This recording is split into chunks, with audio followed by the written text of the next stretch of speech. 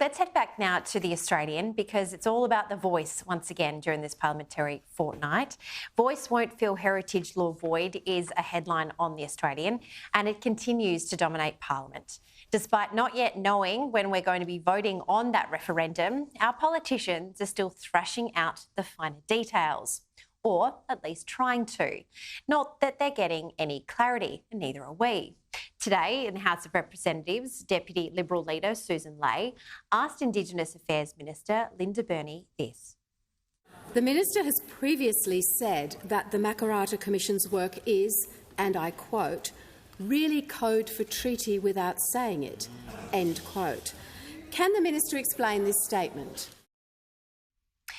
Minister Burney then replied with this.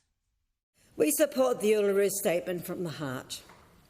We support constitutional recognition through a voice. We support Makarrata. For far too long, governments have made policies for Indigenous Australians, not with Indigenous Australians. And the voice can change that. Now, Miss Ley, who it must be said can be a particular thorn in the side of the government in the chamber. She's quite rowdy sometimes. Now, she called a point of order about what she claims was a vague statement instead of an answer.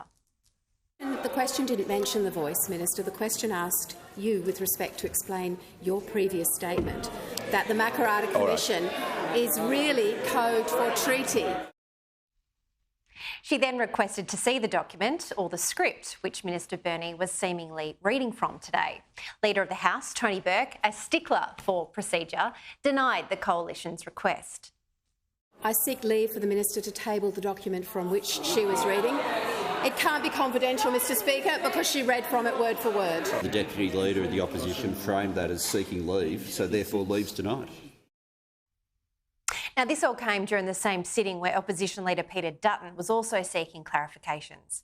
Today, he accused the Prime Minister of straying from what was relevant to his answer on a question on a Makarrata Commission and whether he and the government is committed to a national treaty.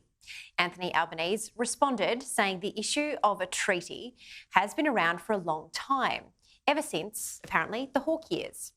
Now, speaking of a throwback, this government could reenact Strictly Ballroom with all the dancing it's doing over the House with regards to the voice. Here's how the debate about a potential constitutional change played out in the Senate at the same time today.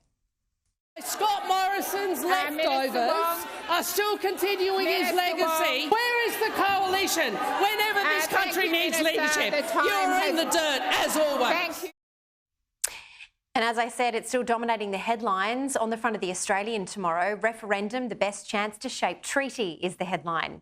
Prominent Yes campaigner Thomas Mayo says Indigenous Australians who signed the Uluru Statement from the heart wanted to pursue a voice first so that we could have the best possible say on the Makarrata Commission to oversee agreement making and truth-telling.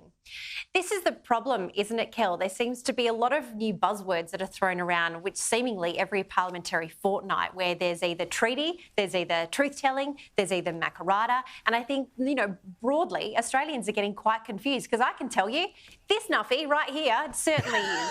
Yes. Look, not only are they shuffling between these terms, there is a feeling coming across from the Albanese government that there's something to hide. Now, if they're really, really confident that this is a great idea, then why this feeling that they're backing away from this word or that word, or they're frightened of talking about this or revealing the details about that?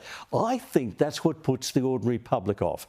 I've got a feeling that one of the reasons the no vote is doing so well and the yes vote so badly in the polls is that the people selling it are terrible. Albanese is selling this really badly. Linda Burney is selling this really badly because they keep creating the impression we don't want to talk about that. Well, let's not talk about this. Let's just talk about that. Now, that's a really, even if they think this is a really good, clear, simple idea, they've got to sell it better than that. Now, I do think they are trying to keep the detail away from us because they're frightened that the detail will frighten us. And it might if we actually understood all of the detail. But they're giving the appearance of running away from the detail, the appearance of having secrets, the appearance of being frightened of talking about it. Now, that in the end is going to be people sitting in their lounge rooms and saying, no, don't think I'll vote yes on that one. That's what's killing it.